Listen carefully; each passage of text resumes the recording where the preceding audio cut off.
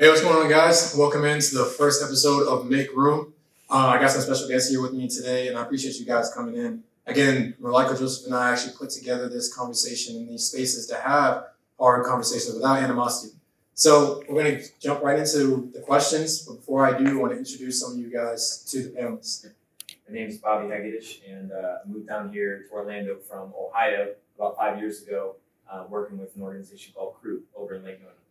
I'm Malika Joseph. I've lived here in Orlando for about 20 years now, and I'm currently a student at the University of Central Florida.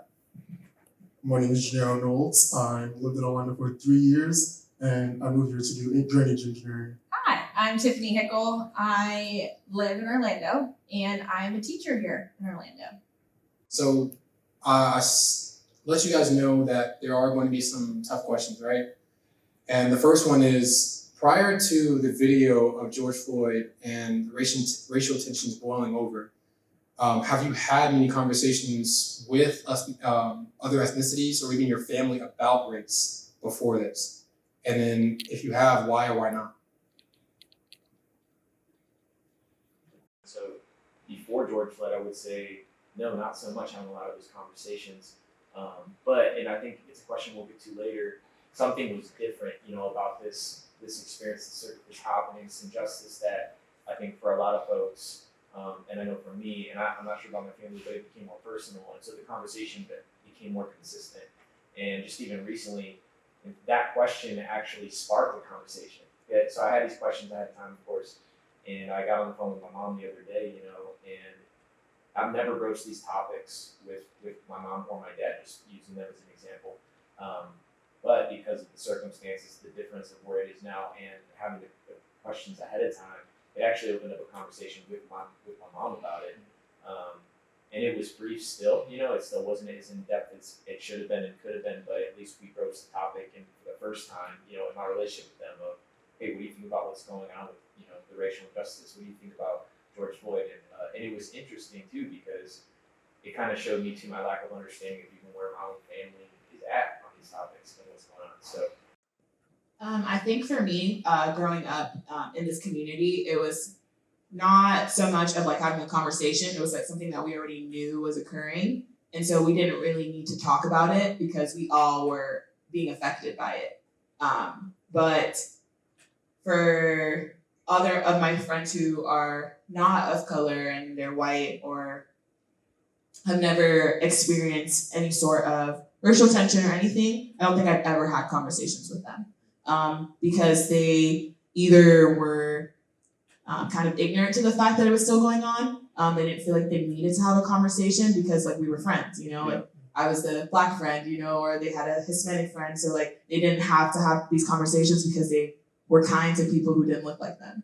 And so for me, it was my family and I, yes, we definitely had those conversations because my mom wanted to make sure we were safe when we were growing up.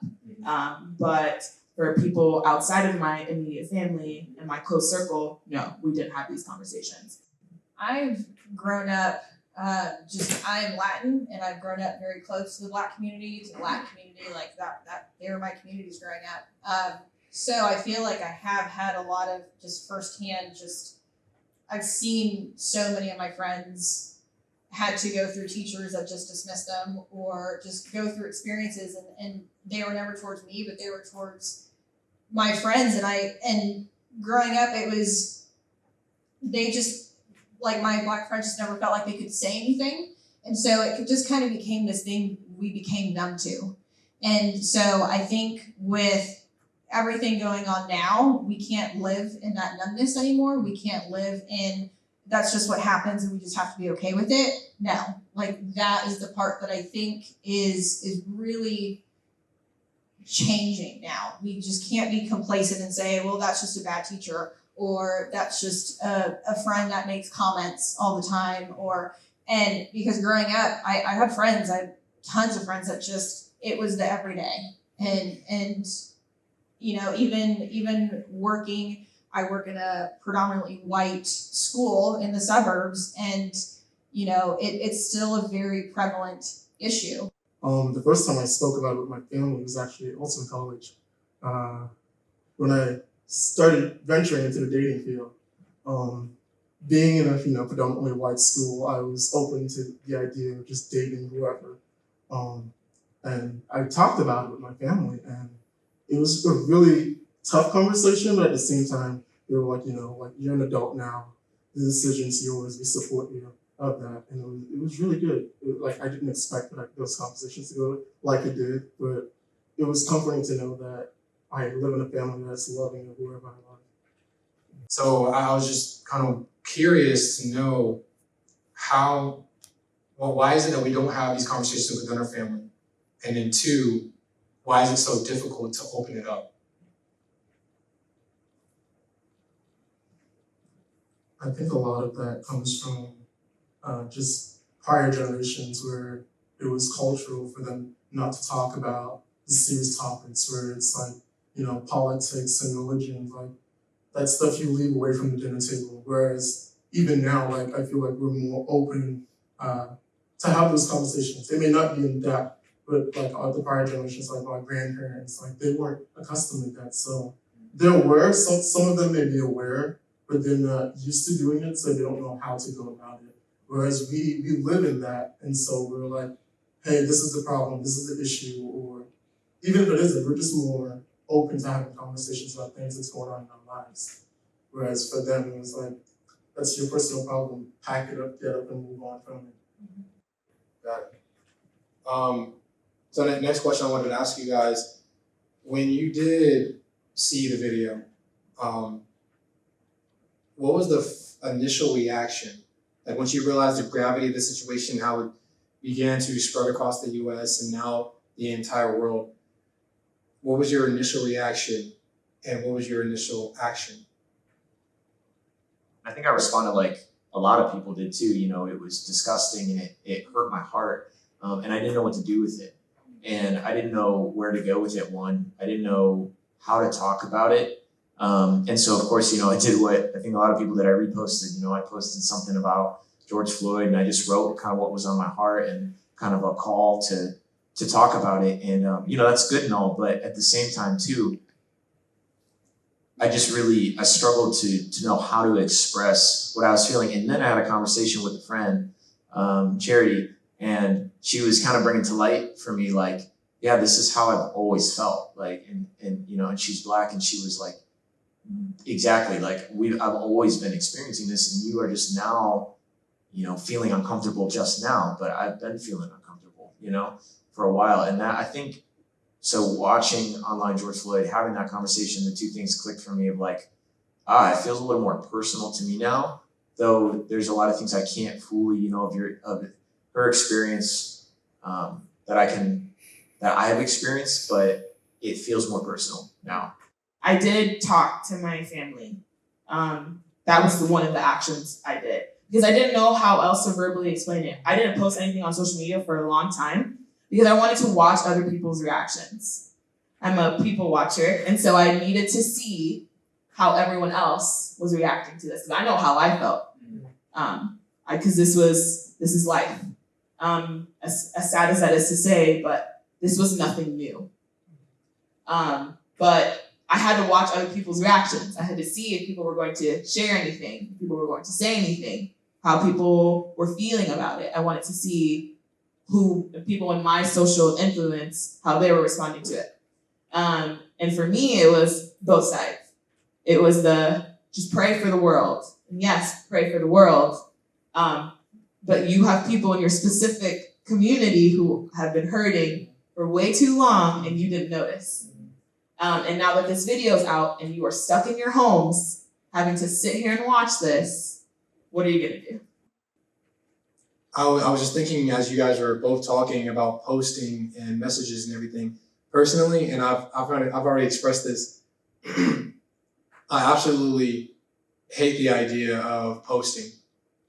Not to say that you shouldn't, it doesn't tell me anything but what your words are saying. Your words are one thing, your steps are another.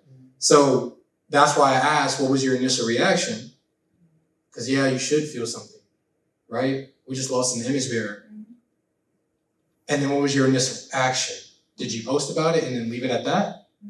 Because then that doesn't tell me that you are standing with your brother or your sister.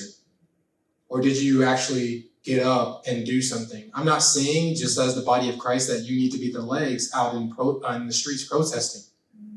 Maybe you're a hand that needs to reach out to those that are hurting, that lost their business, that lost their home, lost their child. Maybe instead of you trying to act as an ear, you're better off as a mouth. Because if you're not acting in the way that you're gifted or the way that you are in the body, then you could have a hand trying to act as a foot and it looks foolish. You were mentioning something earlier about a book that you read and how it kind of really broke down some of the responses from the white community. You want to go ahead and elaborate on that? Yeah, for sure. So haven't read the book yet, but I was listening to a podcast. I think Daniel Hill is his name. Yeah, and he actually broke it down in a way that I really identified with the process, right, of coming to the conversation, coming to the table in a way that's healthy and in a way that's engaging. And he talked about it for himself as a white man who went through this process of first denial. So he went through it doesn't even mean that it's a conscious denial, a resistance, but an unawareness that there's a deep wound, that there, of the depth of the racial injustice, even the history of the experience. So kind of just a denial, I guess, that it's real, or how deep it can be. That coming out of that point or that place would be defensiveness. So going from denial of the reality to maybe seeing reality, which sparks a reaction of defensiveness, right? Because I think it's really easy, and that's why this is a tricky thing, because it's easy to go down that, oh well, I'm being attacked in this now, so I'm going to throw my guard up, or it's hard for me to or it's hard to acknowledge, so I gotta put walls up to make sure that I'm not this or I'm not that, and so this defensiveness. But then coming to the place after that would be a place of brokenness, of the humility of saying, I don't have to defend myself in this. Like, I can be secure in Christ and also be broken by the reality, and that's okay. In a lot of ways, that's actually what's needed. It opens up the door to relationship, and so then you experience the brokenness, and from brokenness, true engagement can happen. But if you stay stuck in denial and in defensiveness, it's a cycle, and it's not going to lead to relationship. And it's, that's not meaning you have to go down a shame guilt cycle, but it's okay to acknowledge those two things and then move forward from there. Well, what was the name of that book? It's called White Awake. White Awake? White Awake. Mm-hmm. Good. So moving on to the next question, I wanted to ask you guys if, and this is part of the conversation, is being vulnerable, to share a story in which you encountered a prejudiced act towards you or even a racist remark, and how did you react to that? I've shared this story quite a few times in recent, but every time I say it, it just kind of hurts a little bit. I spent some time in Springfield, Missouri. I went to school up there for a little bit, and I had gotten, my mom had did a Walmart to Walmart refrigerator, and it was my first experience in college, away from my family, because I had done some college here in Florida. But I went to go pick it up. I'm by myself, and so I go to the customer service and I get my fridge. He loads it to my cart. I push my cart towards the exit, and I can't see over. And at my height, which is very rare, for me not to be able to see over things, I just couldn't see over and I actually bumped into someone. And I didn't see her. I didn't know that there was someone in front of me. And so I quickly apologize, and I'm like, I'm so sorry. Are you hurt? I didn't mean to, just trying to make amends for the action that I caused. And this lady looks at me.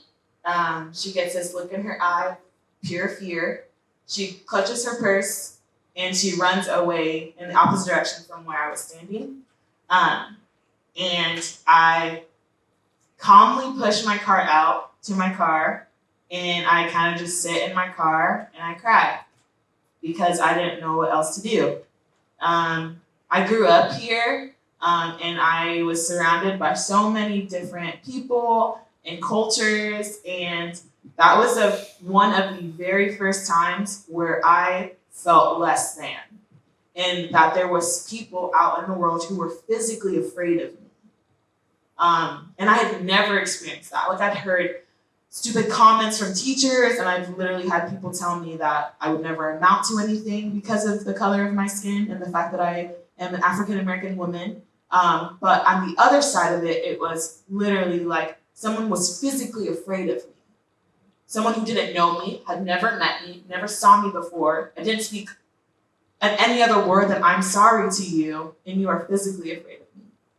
I didn't know how to handle that.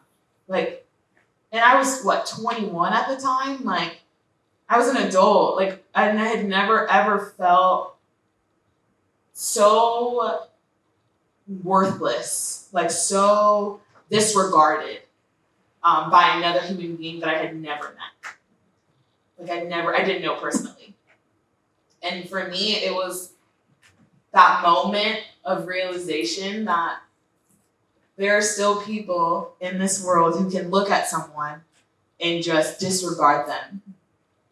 And I didn't know how to handle that.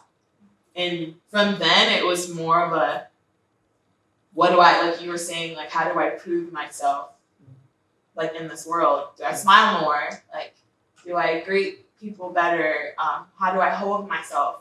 You know, like, I hold myself up high, I never slouch. I smile when I walk into a room, even, I mean, you can't smile now with masks, but, like, outside of that, like, you can tell if my eyes are smiling, you know? But outside of that, it just became the way that I stood my ground. Like, I had to know who I was. I couldn't let anybody tell me any different. Like, I had to know who I was. So. I think the most terrifying incident that I've experienced in my life, though, was driving a friend's car.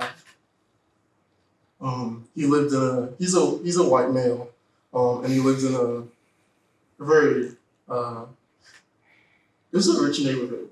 And I was over at their house all the time. And his mom asked me, "Hey, Janelle, can you just run to the grocery store and pick up, I don't know, something small, something like eggs?" And I parked in the front of her car, so I was like, "Oh, I'll just take, my friend's car." And she was like, "Yeah, no big deal." And he drives a nice car, and someone in the neighborhood reported that I stole their car. So cops pulled me over, and I already knew. I'm like, I'm in a car that's not mine. I already know how this is gonna look. So I'm like, he's like, license and registration. I'm like, "Look, officer, this is not my car. I'm gonna let you know. You can call the person. They told me to go out and get their car." And he's like, "Well, if this isn't your car, I need you to step out." And at that point, I was like, "Can I explain myself?" And he was like, "No, anything," like, he was, saying whatever. And at that, I just knew, I was like, this is not gonna be good. And luckily, though, one of the neighbors of my friend was passing by. I was like, "Hey, what's happening here? Like, why is Gennaro, like, being held down?" And he was like, "Well, he's reported for stealing his car." And the neighbor was like, "Well, Gennaro's always driving your car. Like, he's always in the neighborhood, like, And then as my friend's neighbor was like talking to the cop was like, "Oh, I'm sorry," and then let it go. And I was like, I literally tried to actually explain that same thing that the neighbor just said. And he was like, "Well, just have a good day." And I was like, "You didn't even try to hear me out." And then the neighbor, it was like, "Gennaro, just let it go and leave it." And I told the neighbor, "Thank you, because this could have been a completely different situation if you hadn't been passing." Bobby, I don't know if you want to chime in. Just kind of interesting to see that I don't have many experiences on the side of feeling discriminated against as a white male in the U.S. And so it showed me even more like, wow, okay, this is real. It's a real situation, Yeah.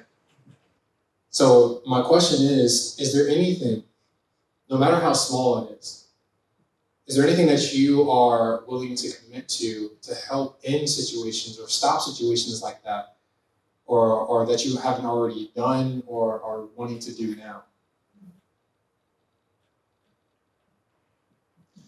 Yeah, I mean, on my end, that's really good. I think this is a calling, like a personal calling to me, a personal challenge to step up into, pursue, engage. And then also too for, those in the white community who are okay with, coming through that process that we mentioned, denial to defensiveness to now get to engagement, right? That it's okay to go through that process. That's good even, like embrace the process, but then getting to engagement just to simply realize there's also a trend going around where people are denying privilege is even a thing. I've seen that out there too. I'm like, just, there's a reality that I have influence. Like that's okay to say. I can have it in certain situations. And so I think the prayer is like, God, open my eyes to engage those opportunities when they come, because they probably will. And it just takes a little bit of like, it's just stepping out of the comfort zone on behalf of a brother or sister. Because those little deposits, some of the opportunities will be bigger opportunities that will be more pivotal experiences maybe, and then some will just be like the daily mundane things that we're doing differently. But it's like the commitment to the consistent advocating for it. I love one word that you mentioned, advocacy. Because a lot of people, and again, I get it, you may not be someone that is vocal or someone that posts a lot, but your actions are a sense of advocacy as well. That's why you get a lot of people saying, well, your silence speaks volume too. I think for me, because I feel like, I'm gonna say personally, it took me a long time to like really, again, like know who I was and know who I am now in Christ first, and then as an African American woman, as a Black woman in this culture. Because for a long time, I kind of straddled on the fence of being unsure if I wanted to accept who I was, because it was so hard to be who I was and to be who I am. And so for me, it was more of educating myself.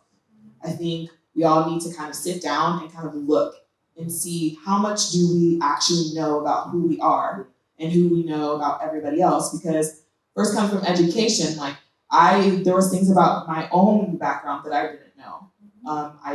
From the Caribbean, I didn't know my family came up from South America. I didn't know that was possible. I don't know very much about my culture, but I would love to learn more. I'm reading a book right now. It's called The Color of Compromise. And it has been one of I've read a lot of books, but this has been one of the most eye-opening experiences, because the author Jamar Tisby is literally going from when they were bringing slaves on the ship to this part of the world. Yeah. And so he is starting from there. And it also goes in with the church's complacency with it. But into that, it's more like there are things in there that I'm learning that I would have never learned if I didn't pick up that book and open and read it. Or I didn't go online and look for myself. Or I didn't ask questions from people who knew what they were talking about. Or I didn't watch videos or TED Talks or listen to speakers or anything like that, or podcasts. Like we have the world at our fingertips, and we talk about it all the time about how technology has advanced and we've become such an advanced world and all of these things. Why aren't we using those resources to the best of our abilities? Like we're quick to record and post and all of these things, but it's like there's also education to be had on here too. Like there are so many things, so many resources that we have attainable to us. Like why aren't we not digging deep into that? Are we so stuck in our own individuality of who we should be and who the world has already perceived us as that we won't look past it? Like we need to educate ourselves for sure. Yeah, I think that kind of goes back to what we were talking about before, where a lot of people don't want to take the time. Yeah. And in so many areas, like I bring this up to some of my friends with relationships and everything like that. Time reveals everything. Time is also in the midst of educating yourself. And for people nowadays, it's like, I want it now, I can get it now in 0.58 seconds, says Google. And even then, that's just surface level, you know? I think also too, it's scary. Like, Yeah. there are people, like, we don't want to know our past. Like, for some people, it's just like, I would rather just look ahead, you know? But if we don't take that time to kind of learn about our history and, like, learn about the past, how are we going to make sure that the future doesn't look the same as it did before? So I feel like if we don't take those steps to really acknowledge that, yes, people messed up back then, we can't be like that. There are so many chances for change, or so many movements for change, or so many people who want to make a change. Like, if you can do that and acknowledge the fact that, yes, we messed up, now we're gonna move forward and we're not gonna look back on that, then here we go. But if you ignore that that's what happened before, and that, oh, it happened, it's not happening now, it's literally still occurring. It never changed. The words changed, but the actions are very much still the same. So I feel like that too. Like, I get you're scared, but suck it up. Like, I mean, I'm sorry. I don't know what else to tell you. Like, you gotta do it. Some way or somehow you're gonna end up doing it anyway. On a very, like, making it individual too, like, if I have patterns in my life of relating or whatever that are unhealthy, I'm gonna keep, and maybe they come from my family or whatever, and I'm gonna keep repeating them until I look at it, acknowledge it, see its error, and then I'm not defined by it. But then I have the awareness that can lead to with the power of the Holy Spirit, lead to changing patterns for my life and generations on. And like, so I love what you just said. It's like the looking back, the acknowledgement leads to awareness, and it leads to freedom and pattern changes that stick. Otherwise, I'm avoiding and willingly living in ignorance, like, and the pattern will just continue. You know, so yeah, I love what you said. I was telling Malika earlier, I really want to educate myself more, and in the past and today, what the real issues of today are, trying to use that influence with my kids, my own son, and my kids in the classroom. And then another way I feel like I've never been a political person. Politics scare me because that's a whole side conversation. But politics just scare me, just because nobody's perfect, right? And I don't think anybody expects perfection. But, it's just hard to get somebody good. It feels like. And so that I've drawn back from politics for so long because of that. And I just feel like in that, I'm part of the problem. In that drawback, in that bubble that I like to put myself in, I'm part of the problem. So I need to get out of my bubble while I'm educating myself, while I'm trying to use my sphere of influence, but also back it up and look into the people who are running for certain positions in our city, in our state, in our country, because they ultimately have the biggest influence when it comes to our laws, when it comes to trainings, when it comes to diversity in this country and how we treat people. They are the biggest influences. And so getting out there and really educating myself also in, okay, who is running, really asking the tough questions, and then voting. So I want to go ahead and move into our final question, and which is kind of a two-part, but it ties into each other. What do you think is the best way, or some of the best ways, of learning about another culture so we don't form these stereotypes and come to accept them?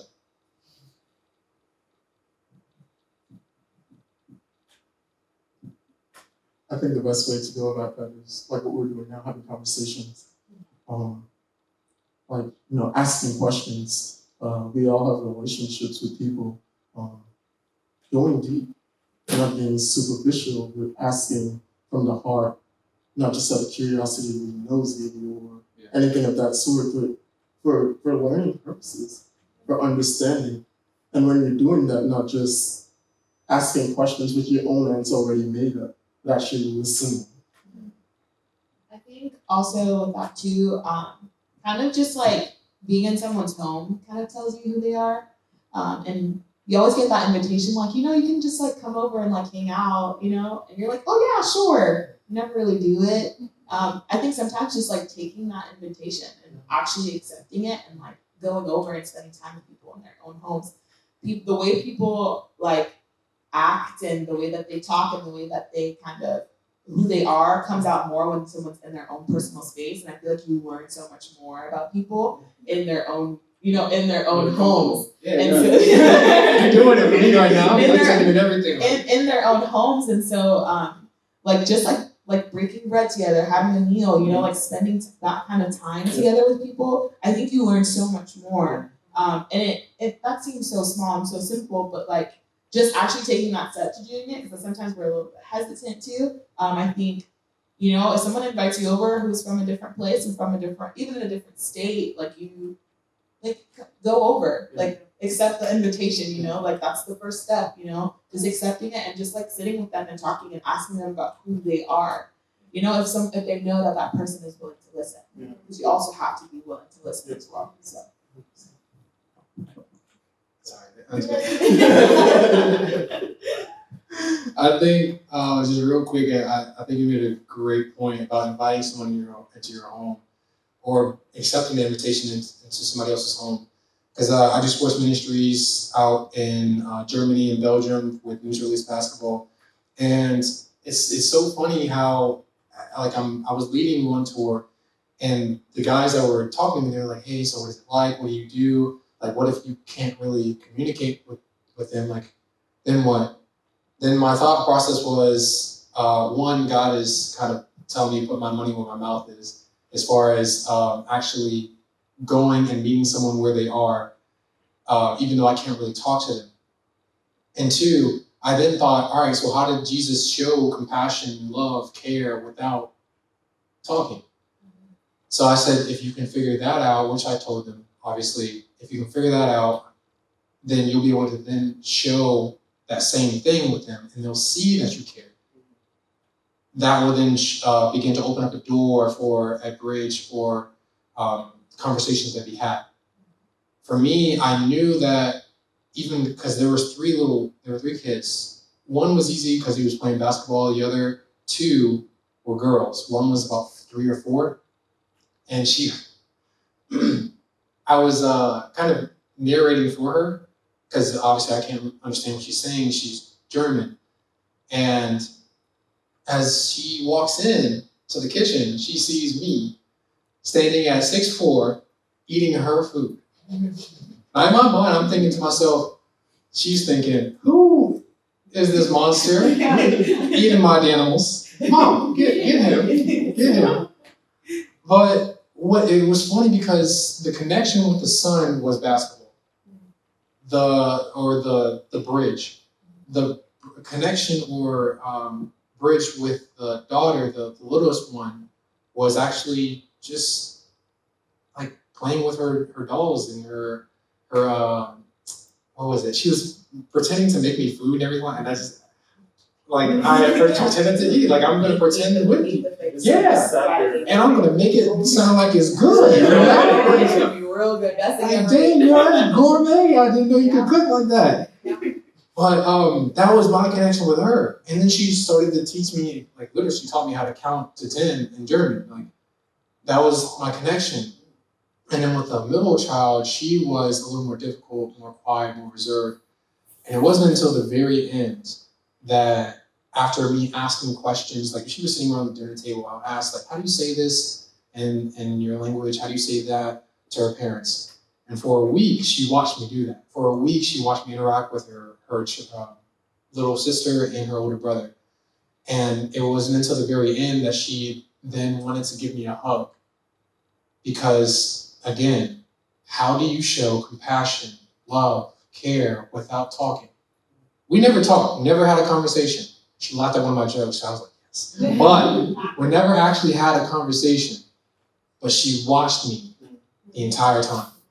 So if my brother, my sister, my mom, and dad think you're okay, then maybe there's something to it. I don't know. Totally.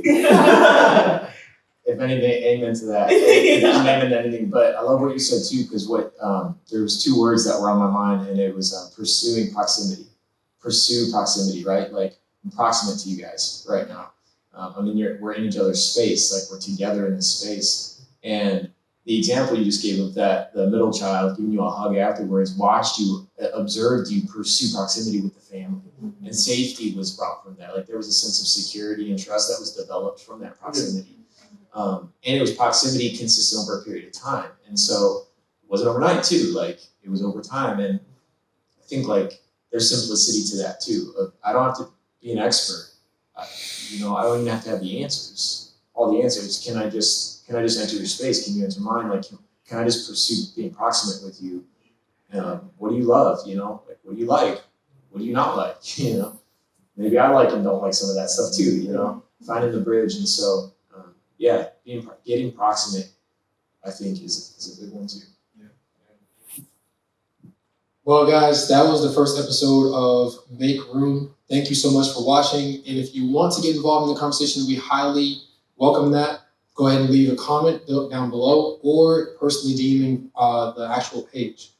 Now, before we go, I want you guys to understand a few things.